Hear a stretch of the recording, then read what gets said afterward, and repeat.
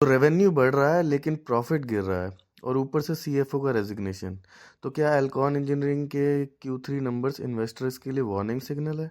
आज pure numbers को सीधी language में समझते हैं।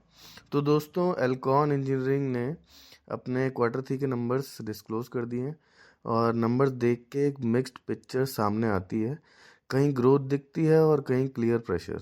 चलिए एक एक करके सिंपल लैंग्वेज में समझते हैं।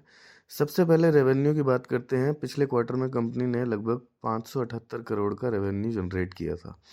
पिछले साल इसी क्वार्टर में रेवेन्यू था 528 करोड़ और अब Q3 में कंपनी का रेवेन्यू आया 551 करोड़।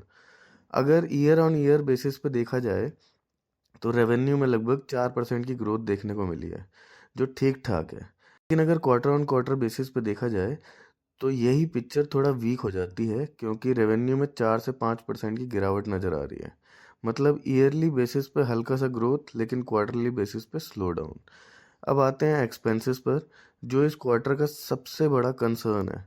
पिछले क्वार्टर में कंपनी के टोटल एक्सपेंसेस थे 483 करोड़।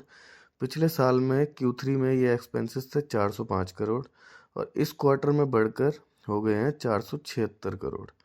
अब यहाँ दिक्कत ये है कि रेवेन्यू सिर्फ 4% बढ़ा है, लेकिन एक्सपेंसेस लगभग 18% जम कर दिए हैं। अगर कॉस्ट ऑफ मटेरियल को स्पेसिफिकली देखें तो वहाँ भी 10 से 12% का जम देखने को मिला है, यानी मार्जिन पर सीधा प्रेशर। अब बात करते हैं प्रॉफिट की, जो क्लियरली वीक दिखाता है। पिछले क्वार्टर में कंपनी का प्रॉफिट था 88 करोड़। पिछले साल Q3 में प्रॉफिट था 107 करोड़ और अब गिर कर आ गया है सिर्फ 72 करोड़। इसका मतलब ईयर ऑन ईयर और क्वार्टर ऑन क्वार्टर बेसिस पर प्रॉफिट में लगभग 27% की गिरावट देखने को मिली है। रेवेन्यू बढ़ने के बाद भी प्रॉफिट गिरना ये एक नेगेटिव साइन माना जाता है। ईपीएस भी सेम स्टोरी बता रहा है। पिछले क्वार्टर में ईपीएस था 3.91, पिछले साल 4.80 और अब गिरकर 3.21 हो गया है। नंबर्स क्लियरली ये सिग्नल दे रहे हैं कि प्रॉफिटेबिलिटी प्रेशर में है।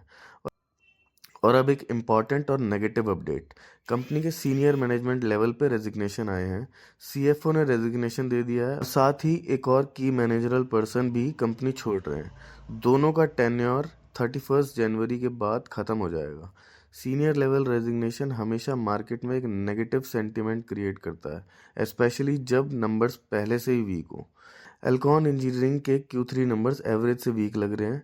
रेवेन्यू में थोड़ी ग्रोथ है, लेकिन एक्सपेंसेस कंट्रोल में है। प्रॉफिट और ईपीएस दोनों गिर रहे हैं और ऊपर से मैनेजमेंट एग्जिट भी इन्वेस्टर के लिए कंसर्न हो सकते हैं। अब ये देखना होगा कि मार्केट इन नंबर्स को कैसे रिएक्ट करता है और आगे कंपनी मार्जिन रिकवरी का क्या रोड मैप देती है। अगर वीडियो पसंद आए तो लाइक करें, शेयर करें और सब्सक्राइब करें चैनल को।